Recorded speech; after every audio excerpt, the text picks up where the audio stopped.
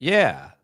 Eric Segall. There he is. And he's got a very serious issue to discuss. Hello, Professor Segall. Welcome back. And thank you very much for joining me today, Monday around 12:30. Everything's fine.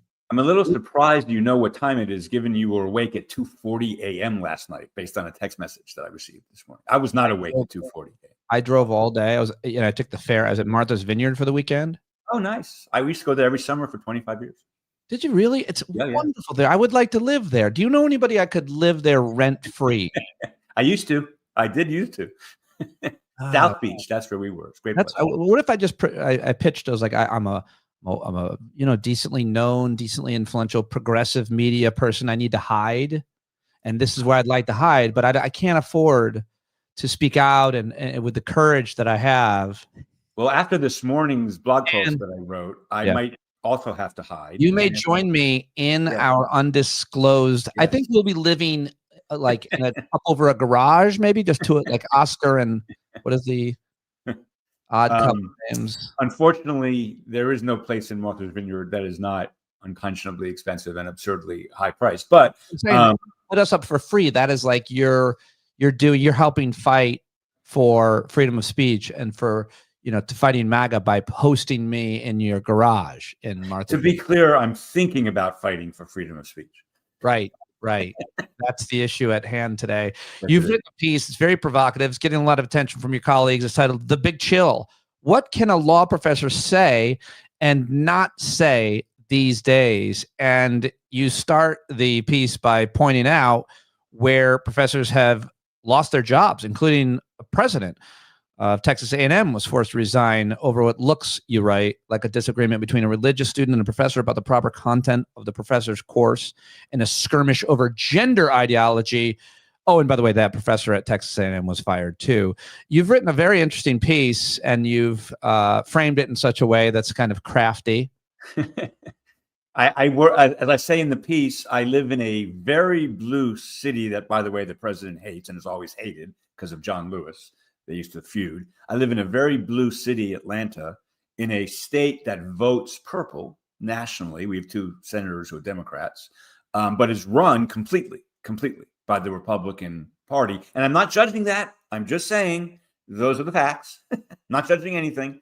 And because of that, I have to be careful with what I write and what I say for the first time in my career. Never before, maybe last month, have I ever self-censored myself based on fear. I've self-censored myself based on other things, but not fear. It is a very terrifying time for everybody, I guess.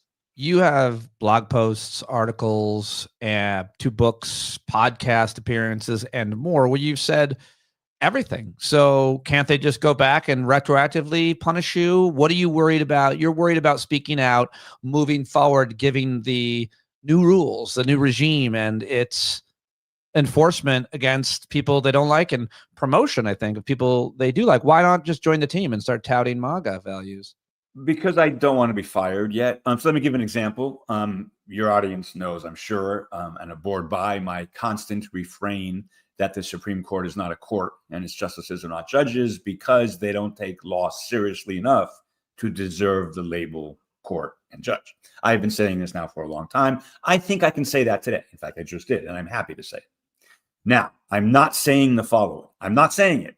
But if I wanted to say, which I don't, but if I did, that the president is not a real president, just like the court is not a real court, because the president is not, I'm not saying this, I'm just saying, because he's not acting like a real president, in this environment, I would be afraid to say that, which is not, which I'm not saying, which is a bad place for a law professor to be. One more example real quick. Again, your followers know that I have come very hard on Justice Thomas, because the fact you said I have come very hard on Justice Thomas. We all heard it. So I don't know if you're allowed to say that. You're not allowed to say that on this show. Maybe rephrase it, for God's sake. That's where I step in and tell you what you can and can't say. Good God, sir. I have been very critical of Justice Thomas for the facts, which he has never denied, that among other things, billionaire Harlan Crow helped pay for his mother's house, his child's private school tuition, and and his wife's salary for the Heritage Foundation, which is now 2025. I've been very critical of Justice Thomas for that. And I think I can still be critical of Justice Thomas for that and not get in too much trouble. But if I were to say, and I'm not saying this at all, but were I desirous to say that maybe the president's family getting involved with $5 billion of cryptocurrency maybe is something that we should possibly think about, maybe someday thinking about, maybe that's not appropriate, I would be afraid to say that. And to be clear, I'm not saying that, but I would be a little bit afraid to say that. I don't like this. I don't like this. I could go on and on if you want me to, but I'll stop there. Well, actually, one more. I am very fond of criticizing Supreme Court opinions based on the actual words they write. So in 2006, the Chief Justice of the United States, in a case that should never have come out the way it did involving Louisville and Seattle, where both cities, let's talk about Louisville, which had been segregated under law for a century, wanted to have more desegregation. And they voluntarily, parents, teachers, school boards, politicians, voluntarily decide to use a couple minor racial ideas and preferences so that 8-year-old white kids would go to school with 8-year-old black kids. It's a big case. The Supreme Court said they couldn't do that in a terrible decision. It's called Parents Involved. And Justice Roberts' last sentence of that opinion, in his own words, is one of the dumbest things anyone's ever said, which is the way to stop discrimination based on race is to stop discriminating based on race. There was no discrimination in that case. It's a horrible sentence. Even Justice Kennedy said that's a stupid idea, blah, blah, blah. Now, if I wanted to use the president's own words in a way without even embellishment, just to repeat the president's own words. Say, for example, last week he said that maybe the FCC should to revoke ABC's licenses because of things he doesn't like. He said that, not me. Or some words he said about an entire gender, which he's never denied saying years ago. If I just wanted to repeat those words without any editorializing, which I don't want to do, but if I did, I could get in huge trouble. That's the world we're living in, and that's insanity. Now, I guess a lot of people aren't going to cry crocodile tears for a tenured law professor who is, with all due respect, towards the end of his time at maybe today. But the larger issue to me also seems that I've seen Board of Education members being fired, attacked. Obviously, Jimmy Kimmel, you're seeing teachers in public school being fired, people in the private sector companies being canceled, especially as a result of things they posted around the Charlie Kirk assassination. And I guess when I hear you say it, for me, it's like, well, you're supposed to have protections as a tenured professor at a public institution in this case, but also you're a con law professor. So you should be able to be talking about all of these issues with a pretty wide purview, as wide of a lane as I can think. The Texas A&M case involves an expert on children's literature teaching a course on children's literature. One of the issues that normally comes up in college courses on how to teach about children's literature is what topics are appropriate and what topics aren't appropriate. That goes to gender and all those issues. That teacher was an expert in that, and that teacher got fired for talking about that. So, yes, a con law professor should be able to talk con law at a state school, but no more than a children's literature teacher should be allowed to talk about children's literature at a state school. Your point is valid. I'm not asking for crocodile tears. Your audience knows me better than that. What big tears. What I am asking for is an awareness that America has shifted dramatically. A Texas congressman on Friday, and I had to reread this 4 times, cited Joseph Goebbels, Hitler's right-hand man, for the proposition that it is the responsibility of the state to form public opinion. School board, people who work for the government have free speech protections, but only in theory, and only as far as the courts are going to allow it to happen, and then only as far as the president or the governor or the mayor or the head of the school board is willing to abide by court decisions. And all of that is in grave jeopardy. If anyone, I've seen clips of the Charlie Kirk ceremony yesterday, and the clips that I've seen, and of course, I'm just going to say it, of course, it's a terrible tragedy that he was assassinated. It's awful. It's terrible. And there's no period, no more discussion of that. But this event in Arizona was all about revenge. Yeah. People off, shutting people down. Yeah. Eliminating enemies.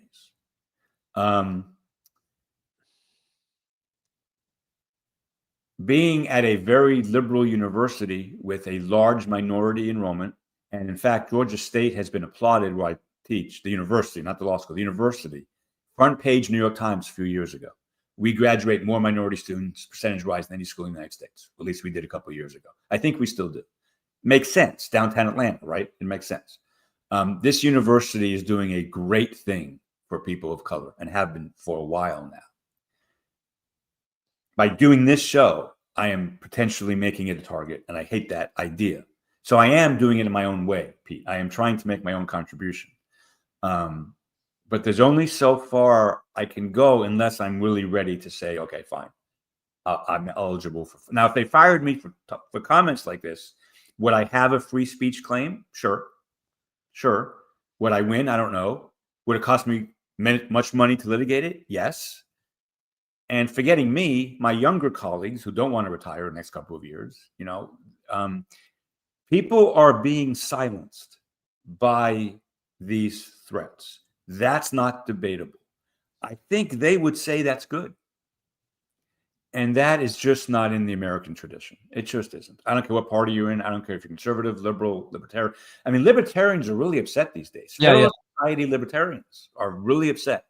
Yeah, so are most comedians, most journalists and pundits and commentators about what is happening right now. The firing of Jimmy Kimmel is such a high profile firing, and he's one of the top comedians in the country, most well known. And so to come for a comedian seems pretty obvious not to do, because he's a comedian. It's not like the principal, the president of a college, or the chief of police, or a senator, or someone who is in any kind of really powerful position in terms of the private sector or the public sector. But this is a, quote, entertainer.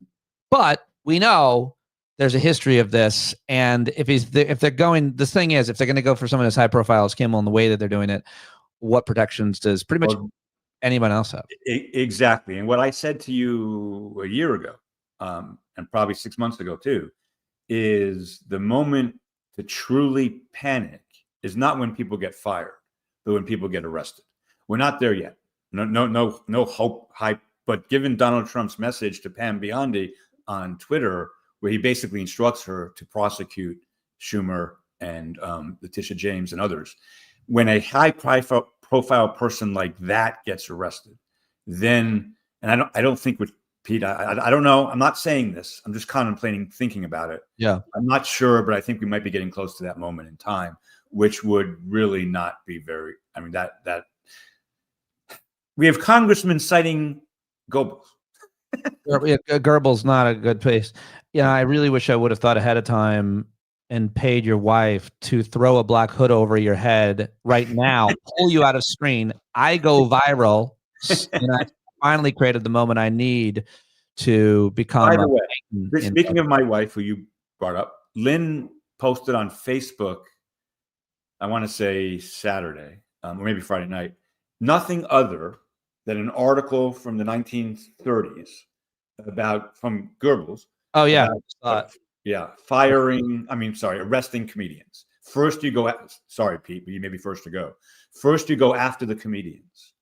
Some of the response, Lynn grew up in Texas, and some of her high school, I won't call them friends, associates, follow her. And their reaction to that simple, she didn't say anything, no editorial comment, just posted it, is terrifying.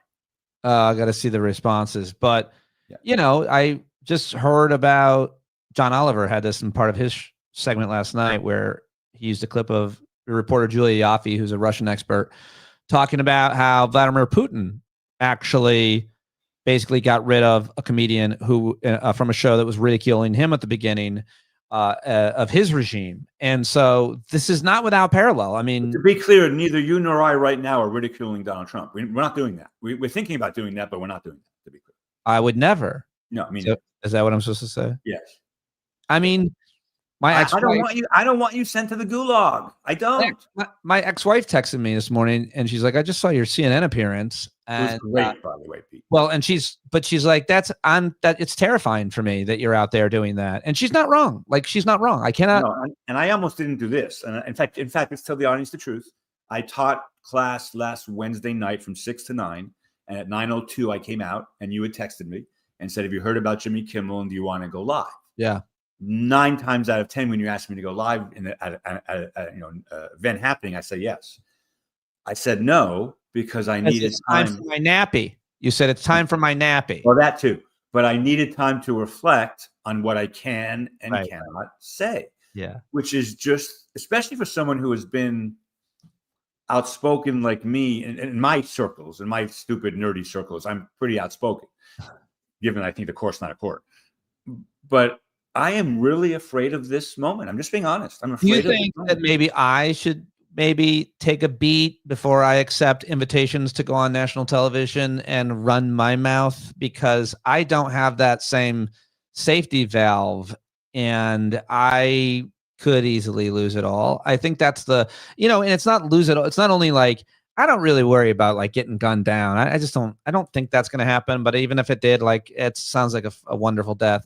But I worry about my kids. I don't agree with that, but go on. I like dying doing what you love. Like, it's not, in this case, it's not unlike, my dad, riding into a tree on his bike, or skiing into a tree. It's like, hey, at least I was, proud of what I was doing. But I worry about, obviously, my kids, their safety, their careers, their reputations, because, as you know, they've come for me before, and that was as a local school board thing. It wasn't as a result of my appearance on Joe Rogan or something. I ran my mouth on CNN. But I mean, we all do need to be concerned, and I hate it so much. I hate it, and maybe I should just quit it all and become a horseshoe farrier. Well, I think I had a very good conversation with my oldest friend, who is an epidemiologist, PhD in vaccines from Johns Hopkins.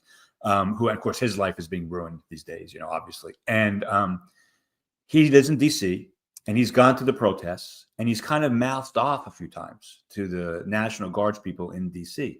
And so I said to him, and I've known him my whole life, I said, "Are you willing to get arrested for all this?" And I do that too. I mouthed off to the National Guard in DC too. And his answer was this, and I think this applies to you and me as well.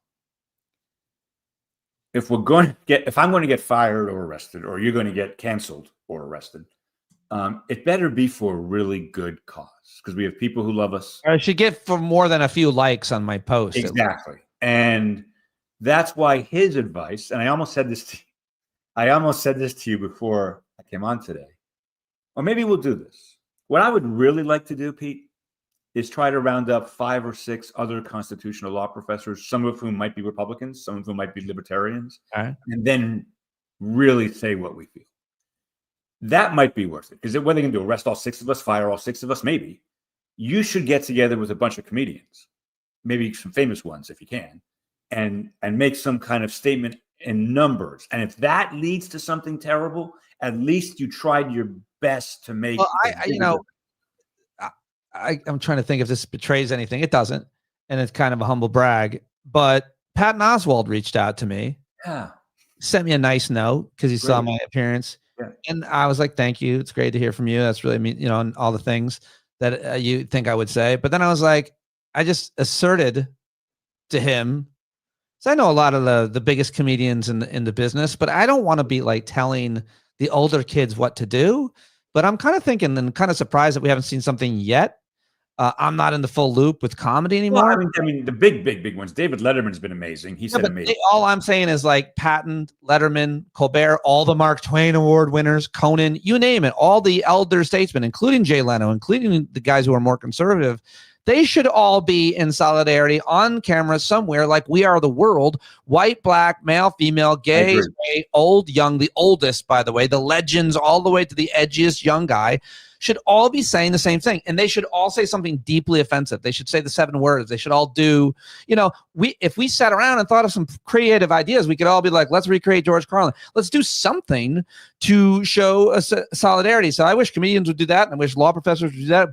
People whose job it is, teachers, to speak freely and without fear or favor. Like, where's Rachel Maddow leading this? I agree with that. Pete, I didn't tell you I was going to talk about this, but I do want to. I mean, nobody at MSNBC apparently, that poor son of a bitch, Matthew Dowd, and I never liked him anyway. He got fired by MSNBC, and he's like, no one can my defense at MSNBC. He's like whining like a little on social media. Like, no one at MSNBC said something. Now, I think that looks bad, but it's also true. Like, people at the network didn't say anything. The women on The View, on ABC's The View, didn't even mention it. So, like, once they touch your network, you get scared. And it's partially the reason why I'm no longer at SiriusXM, because I raised a stink over Steve Bannon. And until then, I was the company boy. They loved me. But then when I, started being difficult and speaking out publicly, like, you're not that good.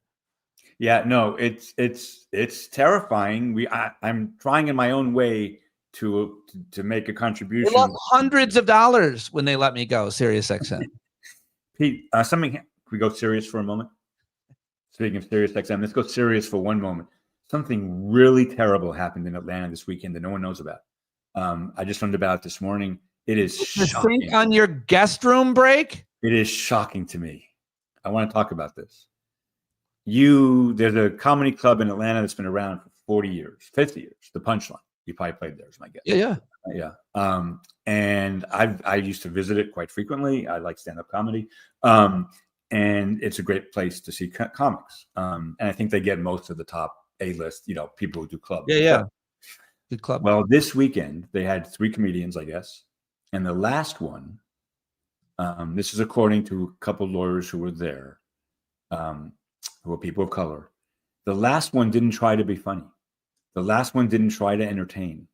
From what this report says, allegedly, the last one was simply making hate statements about the LGBT community and people of color.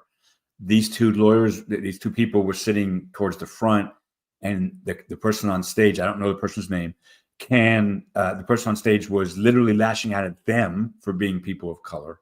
And it was just a race. I agree with what you've always said about comedy. If it's funny, it's all that matters. Nothing else matters. He was not trying to be funny. Well, these people started getting. He was trying to be funny, and they didn't think he was funny. I don't think so. That's not how it's being described to me. And the Punchline did nothing about it. These people didn't feel safe in the environment. What's the name of the comedian? How come we can't? Are we not naming the comedian? Well, you can find out who's there this weekend. I can't. They don't have it. I'm trying to look, and they don't have like past dates. They only have future dates, which makes sense. I want people to accept that this happened, and then I want to make this point. All right. I don't judge people, especially people of minorities and people of color, if they want to sit this out for if they want to sit this out for a while. Yeah. And I don't judge law professors who are responding to me privately this morning saying, that's great, but they won't say it publicly because they're afraid. In this environment, it is okay to be afraid. And I think we should be careful about judging people for being tentative, as I'm being a little bit this morning. And that should drop. This is new to us. McCarthyism happened, and McCarthyism was terrible. And it lasted a few, and many people were destroyed by it. This is coming from a different place, though, than McCarthyism came from. And it's, if we make it through this and back to a world where you and I can speak freely on this podcast, and I can write freely on Dorf on Law, and I'm not worried about my classes being taped and then shown to somebody, because in my class, I don't run away from the facts about Justice Thomas. I give them the facts. Right. I do. If we ever get back to this world, this will be looked at like McCarthyism and worse. And I hope we get back to that world. But I want to be careful. These 2 people are they were afraid. And now it turns out some of the employees gave them free drinks, and some of the employees, they were clearly, there was an awareness. Comedy club? Yes. But it was a dangerous situation for them. And that's what we don't know. And that's the point I was trying to get to very inartfully, because I'm very conflicted about all of this. We're living in really dangerous times for people. Yeah. And people, to be truly honest, I can afford to lose my job financially. I'm 67. My wife works. I have pensions. But there are a lot of that professor at Texas A&M. I have no idea what her personal life is like. But she might have to need that job to support her family. I don't know. And she's gone. What's amazing about that story is the president of Texas A&M had to resign because he didn't fire her fast enough. I mean, he fired her, which was wrong. And then he had to resign because he didn't act fast enough. That's the speed of which all of this is happening. So I just want to be clear to your audience, who might also be, thinking the same things you and I are thinking about their lives and their jobs and their school boards and what they want to say to their schools and all that it's okay to do whatever you want to do to get through this time. It's a terrible time. And this is one of the saddest conversations you and I have ever had, I think, in our very long relationship. Yeah, I mean, my concern is that I guess I have all the concerns. I found that comedian, I think Ben Bankus is his name. Yeah, I don't. He's posted clips from his past weekend shows, and he's very kind of right wing, anti-vax type. These two people they were only offended because it wasn't funny. Well, I mean, yeah, but that's I just don't buy comedians that are headlining at comedy clubs on the weekend are funny. You might not find them funny. It irks the shit out of me when people say somebody's not funny. When you look around the room, a bunch of humans are laughing. What you should say is not funny to me. If a comedian has gotten as far as the Atlanta Punchline and they're the headliner, or they're selling out an arena, I might not think they're funny at all, but they're funny to some people. And the reason why I say that is the same reason we defend the kind of speech we hate. It's important. And I'm constantly attacked by people on the right. Like, I can't believe you're a comedian. You're not funny at all. All that stuff. And it's just like, not to you. And so is there no line? Is there no line? I'm asking. No, you can be offended as you want, but I wouldn't be offended because someone's not funny. I'd feel bad for them if they're not funny, but I don't think that's true. I think they were offended because they weren't funny to them. I just watched, while you were talking, I watched the caption like for about 10 seconds. And I don't know, I heard noises coming out of your mouth, and I was like, people are watching. I'm sure they enjoy what you're saying. And I'm happy Jimmy Kimmel got fired. All of a sudden people care about people getting fired for things they say. And then he started going off on people that got canceled for being pro-vaccine or anti-vaccine. So I wouldn't have laughed at that. And I think that's gross and stupid and not funny, but yeah, I can see in the frame people laughing and clapping. They all look like the same guy. And that's unsurprising. They all look like they ran a hedge fund. I want to be clear, because I think I misstated myself. I'm not, first of all, I'm never suggesting any kind of censorship or anything like that. I am saying these people felt unsafe in that environment. Yeah, no. And I've been to that club so many times. Yeah. That's odd to me. And I also want to be clear that I agree with you. I think Chappelle is hilarious, and I don't care that he offends a lot of people. And I don't care that he offends trans folk. He does. He says crazy things. But I think he's hilarious. I'm not saying that. But there is a line in a small, compact place with no easy exits where not funny and dangerous might converge. I've never seen that. I mean, certainly if you are, someone who is clearly a minority, that's probably the case. You're the only guy. You're the only guy in the room with a yarmulke. You're the only black woman. You're the only person who's a little bit flamboyantly dressed or whatever. Did CNN have any? Did you get any pushback from CNN on your appearance, which was great? No. Not only that, I reached out to the anchor. I know everybody over there. I reached out to him after, and I was like, "Hey, man, I'm sorry. I didn't mean to be like a dick." I go, "I'm a bit angry right now," and he couldn't have been, So we're gonna grab a beer. So we'll see if that happens. But he texted me back and was very thoughtful and respectful. So no, I haven't gotten anything from. But what happens usually in my case, you can never really know. And sometimes no one ever talks about it, but you just don't get invited back for a while. I mean, that happened. I was on MSNBC like several weeks in a row or a bunch of times that month, and then I didn't have like a great appearance. And more importantly, like, to be honest with you, I talked over Eddie Glaude.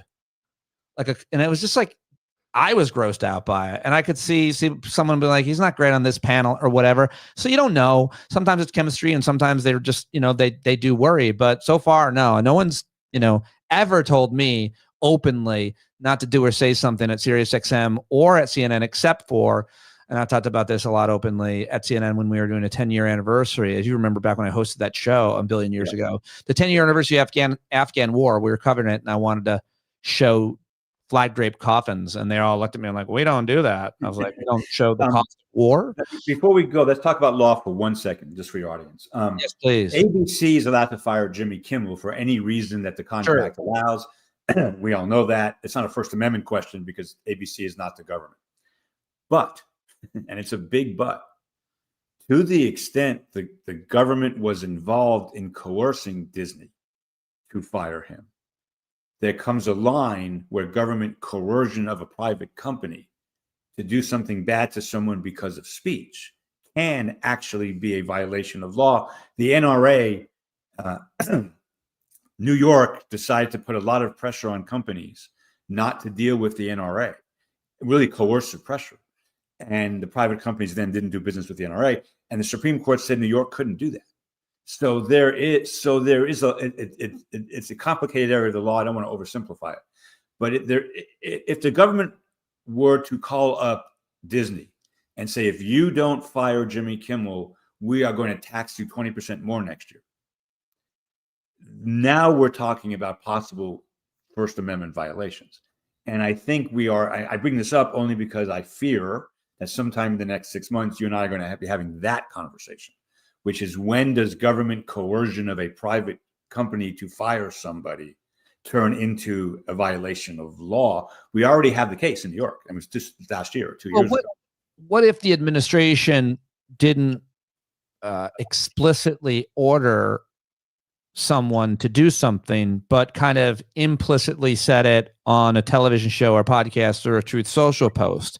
I mean, that seems to also get the job done. I mean, the head of the FCC said we can do this the hard way, and everybody knows what that means, but it's not, I don't know what that means in terms of legally. It's not like the head of the network and the FCC had a conversation. He's like, it's basically implied to be a shame if you didn't get your merger. It would depend on the facts and testimony and evidence. The principle is the government is not allowed to coerce private companies to do things the government couldn't do itself, or to do things that violate free speech rights. And whether they're actually coercing or not would be a factual question. Well, is jawboning, this word I've been heard a lot of times, is that a legal term? Yes. Well, that's a legal term. It's a term. It's what we call this. It's what we call when the government puts pressure. Yeah, but again, Disney can fire Jimmy Kimmel for any reason that the contract allows him. Sure. They can say, we don't like your position on Donald Trump, and fire him. It's not a problem. But if the government forces ABC to do that, now we have a different issue. Somebody pointed to ABC firing Roseanne years ago. Right. And it was because of things that she said, horrible things that she said. If they're, that's what people call cancel culture. And, we've always called it consequences or the market. But if you lose all of your fans, your supporters, and you're not selling tickets as a musician because you were accused credibly or even found guilty of something horrible, I mean, it is what it is to a certain extent. The company at some point makes a decision. You're losing us more money and you're destroying our reputation. That's fine. They can do that. But that usually is because of a clamoring, an uprising somehow. Sometimes it's organized. Sometimes it's less, of people, consumers going, I don't like it anymore. Well, in the Jimmy Kimmel case, that's what happened, right? Local stations said they weren't going to. Yes, it did. Local and like 40 local viewers stations. didn't. Viewers did not. But local station. But Disney's audience is not the people. It's the local stations who buy their program. The local stations said what they said because they're all interested in the business deal. Nobody really thought what Jimmy Kimmel said. He said much worse things. Like that wasn't usually when someone says something offensive, it catches fire immediately. Right. The thing about this, which is fascinating, why we shouldn't talk about it very much, is No one reacted to that. No one thought what he said was outrageous. There wasn't a clamoring. People watched it over and over and goes, where is the offensive part? Certainly, some people didn't like it, but this was about these stations themselves and their owners wanting to be part of a merger that everyone would benefit from, trying to find a reason and a cause, and that's what they did to make the king happy. So maybe the last point ought to be this. In 2016, you and I had a really kind of, at the time, funny, because we didn't see what was happening, debate about who would be a worse president, Donald Trump or Ted Cruz. Remember, we had that conversation. I don't, but that sounds amazing. We did, and it was a close call. We both agreed it was a close call at the time. When Ted Cruz is calling out the Republican president of the United, I'm not doing this, by the way. I'm not saying Ted Cruz is right around. I'm just saying. I'm just observing. I'm just observing that even Ted Cruz has spoken out against this environment. We know we're in a little bit of trouble. I want one last point, Pete. I went to Emory University, which is around the corner from my house. It's a major private elite university in America, and now has a temporary black female president who used to be a Supreme Court justice in the state of Georgia, someone I know. And the very first major thing she did upon taking the presidency of Emory University, the interim presidency of Emory University, was she canceled all DEI programs at Emory University. Every single one. All DEI programs. All DEI programs. So what I want to say is, I have in the past on your show and many other places argued that affirmative action, which is not DEI, but affirmative action, is both constitutionally legal and probably a good thing. And I think I could probably still say that today, as I just did. It's not legal anymore because of the Supreme Court, but I think they're wrong. But were I inclined to say, and I'm not saying this, affirmative action for college admissions is not legal. Were I inclined to say that in a state that had formalized legal segregation for a century, and in the cradle of the civil rights movement, a place where John Lewis represented the people, and where Andrew Young, and we've had black mayors since the 1970s. Emory is the biggest employer in the state of Georgia. For that university, I'm not saying this, but I was thinking about saying it, to end all DEI programs, given this moment in time, I'm not sure I could talk about that the way I want to talk about it in my right. Got it. And that's really, and I'm an alum of the university, so I even have standing in that sense to talk about it. My wife teaches there, as you know. That's the environment we're living in. It is very, very chilly, and we need to get out of this soon. Chilly? We might not get out of it soon or ever. How do you feel about that? Sad, but I am grateful. But I've learned to be grateful for the things you can be grateful for. I am grateful for our friendship. I am grateful for this show. I am grateful for our intertwining lives, friendships, and careers. And I'll rest with that.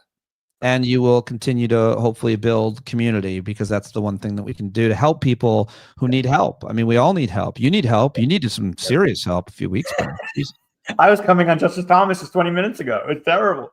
You just came on Justice Thomas. I mean, for God's sake, the world is really upside down. There's something metaphorical about that, but we won't go there. That I could definitely get fired for. So we're not.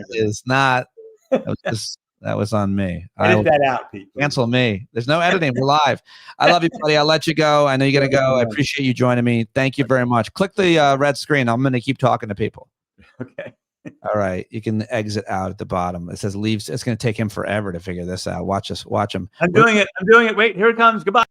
Here it comes. It sounds like he was talking about, you know what? Disgusting. You guys are gross. If you laughed at that, you're terrible. You're worse. You should be canceled. You should be canceled for watching this, and you're alone and you're laughing. That alone you should be canceled for.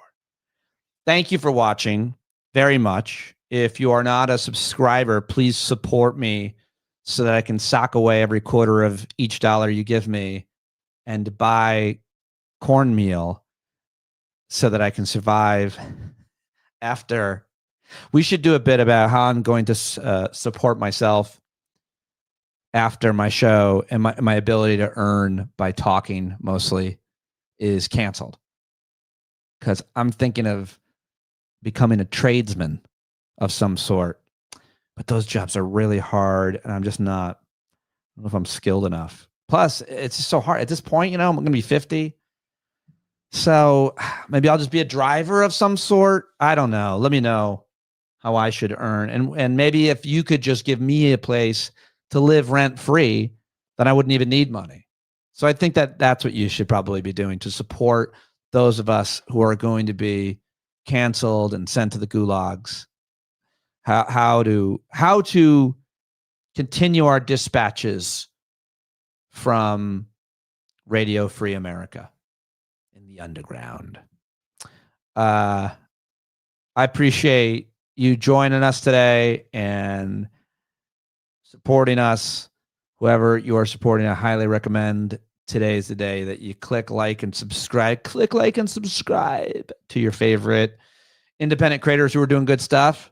Because if they do shut down the inner tubes and we're not able to come on these stations, Substack, Instagram, YouTube, Facebook, Twitter, then that's going to be, we have to find alternative platforms, and that's going to be a lot of work.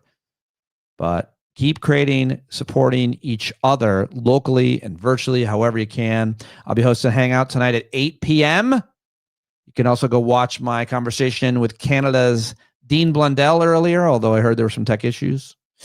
And today I have on my show, if you haven't heard already, the great Randy Weingarten, who's just written this awesome book, Why Fascists Fear Teachers, Public Education and the Future of Democracy. It is so good. And in the chat, we'll find you a nice spot in the mountains to set up your pirate podcast station from. There's got to be some abandoned moonshine shacks out there. Thank you, Scott. Coming at you from the moonshine shack in the Adirondacks. Moonshine. You guys are awesome. I love you. I appreciate you very, very much. Hope to see you at the Hangout. If you're a paid subscriber, if you're not, subscribe now and join us tonight at 8. Get to know people all across the country and outside of the country. Support each other. Learn from each other, lean on each other, ask for help when you need it. And I'll talk to you later. My parents are going to be joining me for 2.5 days. So may the Lord open. It'll be great. I can't wait to see them. I think my mom's watching. Hi, Mama. She's in the car watching. Hi, Mommy. Remember when I couldn't camp out and I had to come home to the house because I couldn't sleep in a tent? I was such a little boy. All right, bye.